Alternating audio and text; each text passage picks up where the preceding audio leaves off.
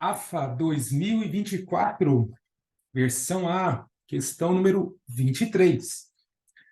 Se f é uma função de domínio em A e contradomínio no conjunto dos números reais, é a função definida por f de x igual ao log na base x mais 5 de x ao quadrado mais 5x mais 4, menos o log também na base x mais 5 de x ao quadrado menos 1. Então, determine A, o domínio mais amplo possível de f. Bem, para que determinemos o domínio de uma função, é necessário estabelecer as restrições. Lembre-se que o domínio é o conjunto de valores que serão atribuídos a x. Mas só devem ser atribuídos a x valores para os quais existirão imagens. Então, nesse caso, vamos estabelecer todas as restrições.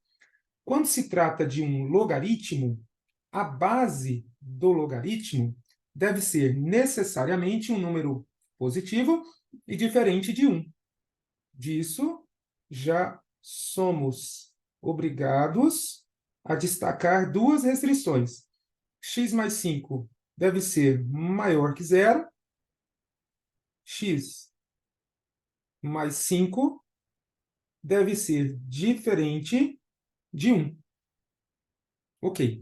Além disso, os logaritmandos devem ser números positivos. Disso, x ao quadrado mais 5x mais 4 deve ser maior que zero.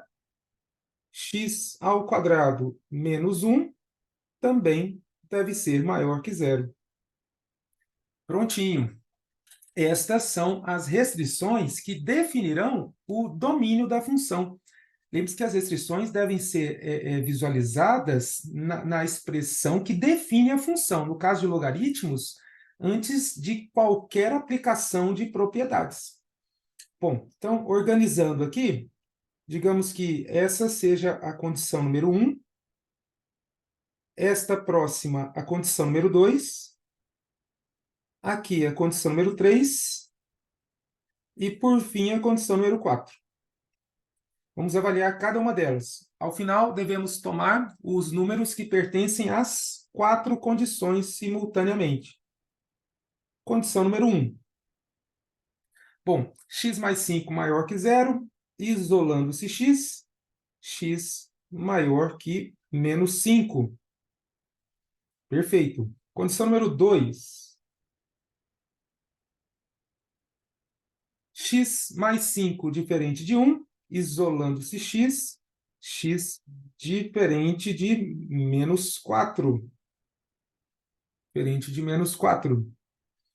Condição número 3. Na condição número 3, a princípio, uma inequação de grau 2.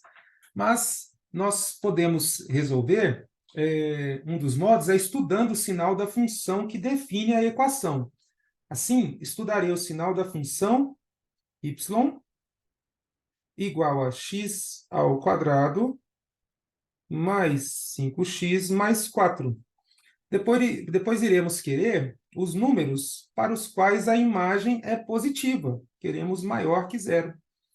Bom, aqui, pessoal, bacana acontecer isso para, mais uma vez, destacarmos o fato de que, apesar de ser particular, ocorre com frequência. A soma do coeficiente de grau 2, 1, com o termo independente, 4, resulta o coeficiente do termo de grau 1, que é 5.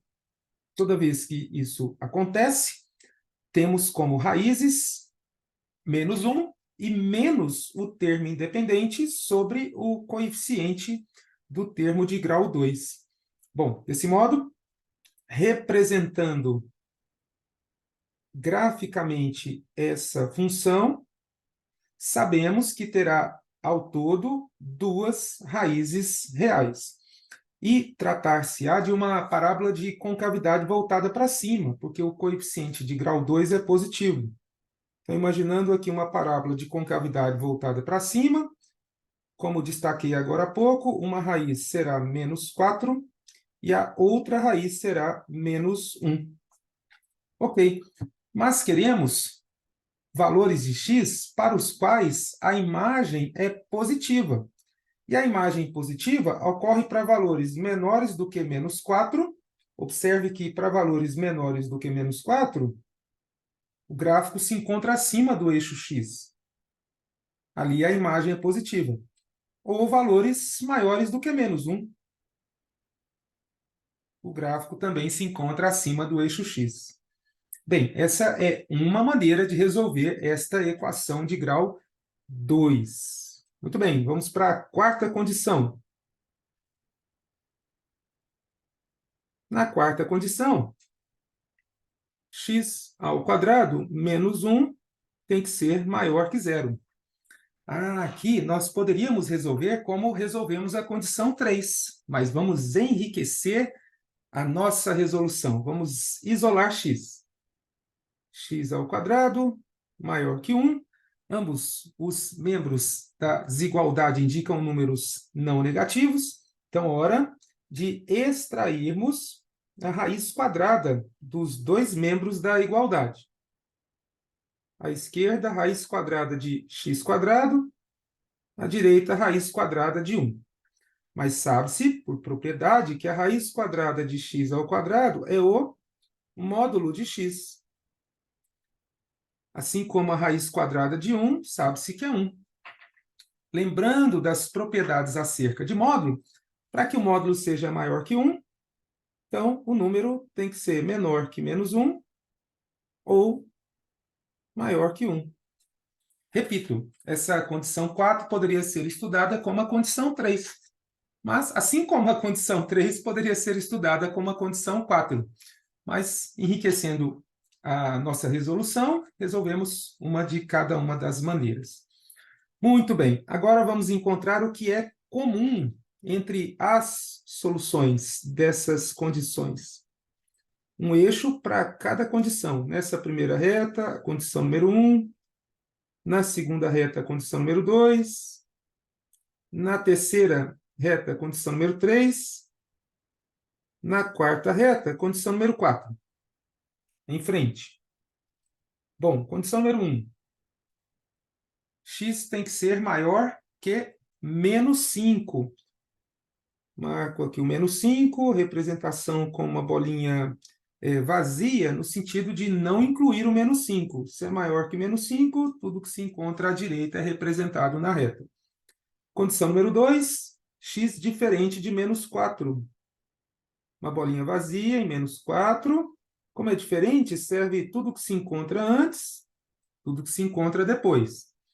Condição número 3, x menor que menos 4, ou x maior que menos 1.